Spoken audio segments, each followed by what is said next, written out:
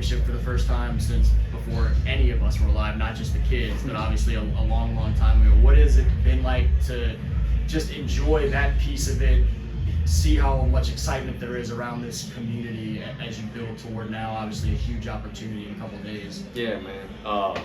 Man, I'm so proud of these kids and these coaches, and just the way that they battled and prepared to be successful, you know, and then what our community's put into the support of just getting us to where we're at, you know. As you know, I mean, it takes a whole village of people to do what's going on right now. And we have great alignment with our administration and, you know, everybody here on faculty and everything. You know, we just, the support is palpable, you know. And over traveling to Neville, it was like just so many people, you know. They had all the signs about turning the lights out and all that type of stuff. And they followed through, you know, so. It was a great atmosphere last week, and I know they're going to pack the dome out too, man, so it's going to be a blast. We talked some last year going into the quarters about just, I mean, the steps this program had taken and what was special about this place to you and this team to you, these guys that obviously welcomed you back with open arms and bought into what you guys were preaching. What, if you're trying to tell folks around the state what has been special about this group and has you guys to be in this position, to be playing for a state championship, what makes this group of Wildcats in particular stand out so much? Yeah, look, I think it starts with the relationships that have been built since we got here, and I think that's why these kids play so hard, you know. Our coaches are a great group of guys that love kids first and love the game of football and want to use it as a tool to build young men of substance and character. And then, you know, like the guys that are on the sideline now, the Damon Blockers and the Andrew Richards and the Braylon Georges and, you know, Dalton Raffinis and some of the guys that just laid the foundation, you know, last year for what we're doing now, you know. It's just this brotherhood that I feel like everybody's all in on. And, you know, I was here from 2010, 2014 as an assistant, and all those people that are traveling to Monroe and calling me up and talking about Central Fight and how excited they are.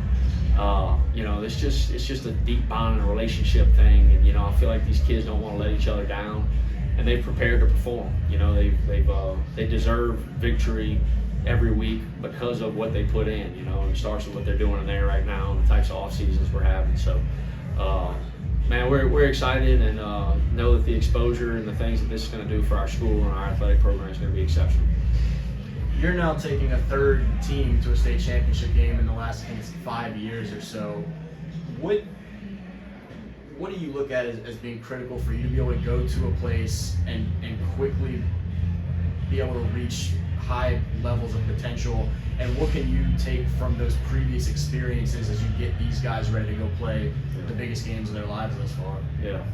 Well, it's not me, I can tell you that, you know, and I feel like this whole thing is a God thing, man, you know, just like me coming back here was just this moment that was ordained in time.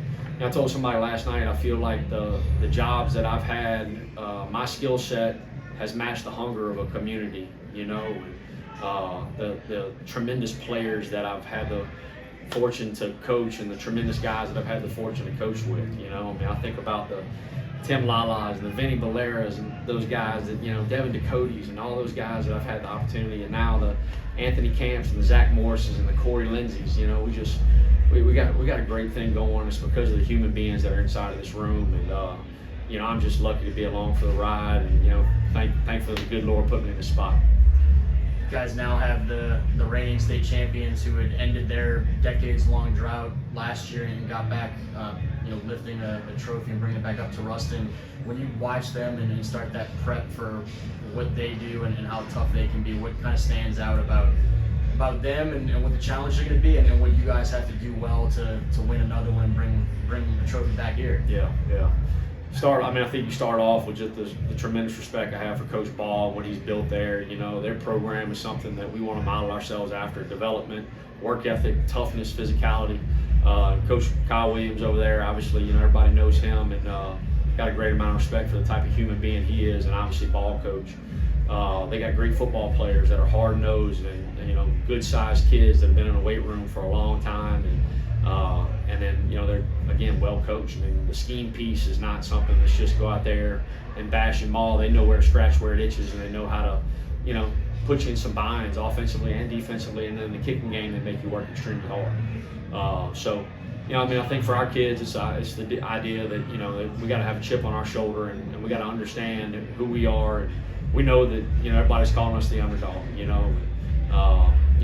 Our goal is to go out there and play our best brand of football, and to make sure that when we walk off of that field that we've put our best foot forward and that we've pulled it together in all three phases, and feel good about the opportunity to go out and do that. You mentioned the underdog piece. When there's the kind of the storyline, at least yesterday morning, was the still chirping from the Neville side and Rustin this, Rustin that. How much do you block that out and don't let the kids talk about it versus use that as, okay, here's another little piece of fuel to get under them a little bit? Which kind of approach do you take with that? Man, to me, it's about just focusing on the task at hand, and these guys, and us. These guys have just done so much to get to where we are right now that, the only thing that we're looking at is what's going to happen when the ball snapped, So these kids got to go out there, they got to focus on the task at hand, they got to be able to recognize the enormity of the moment, enjoy it, but also use it as fuel to go out and play their best football.